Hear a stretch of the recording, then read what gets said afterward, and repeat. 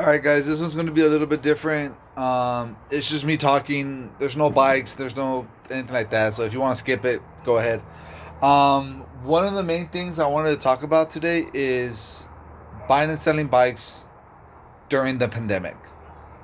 And as you know, bikes have been extremely hard to get, and the prices have gone on up significantly. So I think one of the big reasons is because people want to do stuff. You know, gyms were closed, this was closed, that was closed, and the only thing you could really do is go out and do stuff by yourself without being surrounded by people. And cycling, running, jogging, hiking, those kind of activities was something that you could do. So, especially when people got their stimulus check, because now they have money and they're like, I want to be active. I want to go out. I don't want to stay at the house all day, which is understandable. So, bike shops sold out. So, what did people do? People went to the used market, OfferUp, Marketplace, Let Go when it was still around. Those places went berserk. The prices skyrocketed. And for someone like me, it was actually a good thing because I was able to clear out some of my higher end inventory. So a lot of the stuff I have now is new to me.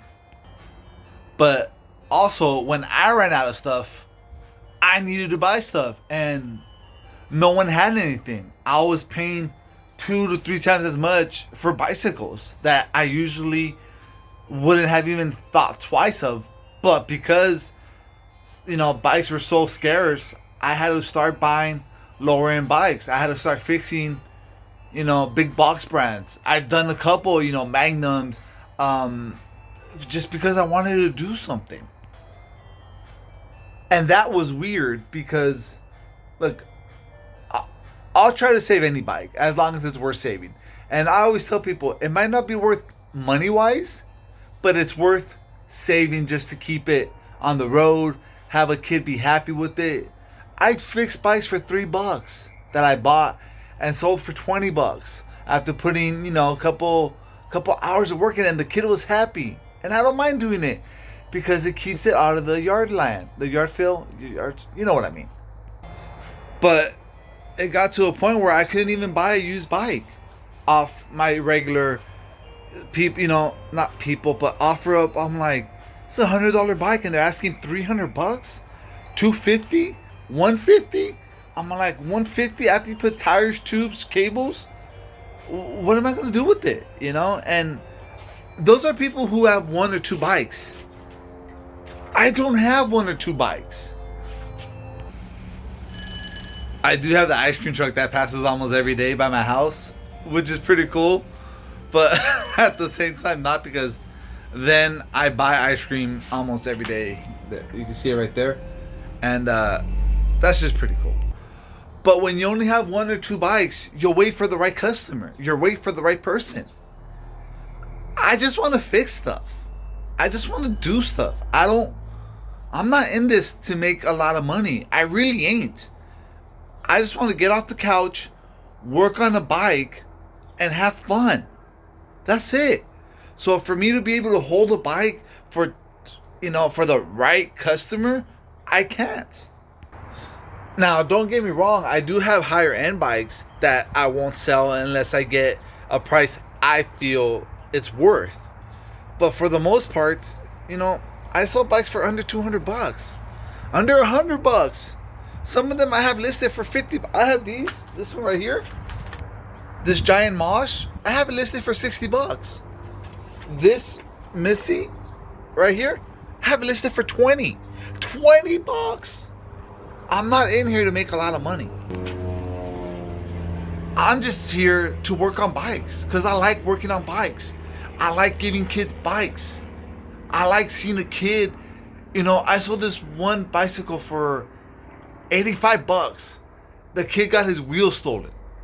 He's like, dude, it's cheaper to buy the whole bike than just the wheels. I go, I know, dude, I know. Because after you buy the wheels, then you have to have it tuned. Then hopefully, I know, I get it.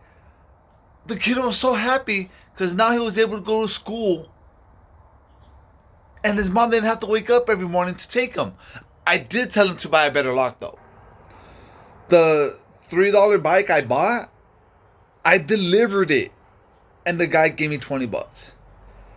Middle school kid, just trying to hang out with his friends. All his friends had bikes. His friends had nicer bikes. But he's like, dude, I just want to ride. And I was like, dude, I got you. That's why I do it. I'm not going to lie. The money is nice.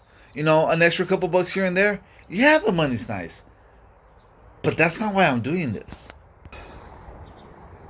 So, hopefully the pandemic will be over soon. I don't know, to be honest with you guys. We just got another stimulus check. I'm here in the U.S. And bike prices are going up again. So, hopefully I could get rid of my inventory again and wait for them to drop a little bit and restock. But I cannot be one of those people who wait for the right buyers for the right bike to get top dollars, because I don't want to do that. I want my point is get them, fix them, sell them. Get them, fix them, sell them. That's it. I don't want to hold on to a bike for more than 2-3 months. I really don't. And a lot of these things on OfferUp I see sitting there for months, and I'll hit them up. Hey, you're asking whatever, $250. How's $200? Don't lowball me. I'm like, bro, it's $200. You're asking $50 less. Don't lowball me. Ignore it. All right, cool. You got time to wait for the right buyer. I don't. So that's how the pandemic has impacted used bicycles. They made them expensive, hard to find, and out of the reach of the people who might want them or actually need them for commuting or cheap transportation. And if you guys need a cheap bike and are in the LA area, like, they're out there, but you have to be on the hunt. You have to be grinding. I mean, I check OfferUp 4 or 5 times a day. Marketplace 4 or 5 times a day minimum. And sometimes I see a good deal, I'll jump on it. And that's the thing, like, if you guys want a good deal, you guys got to have money in hand, ready to drive. Because too many times I get people be like, hey, that's a good price. I'm like, thanks, I'm not asking a lot. Can you deliver it? Maybe. How far are you?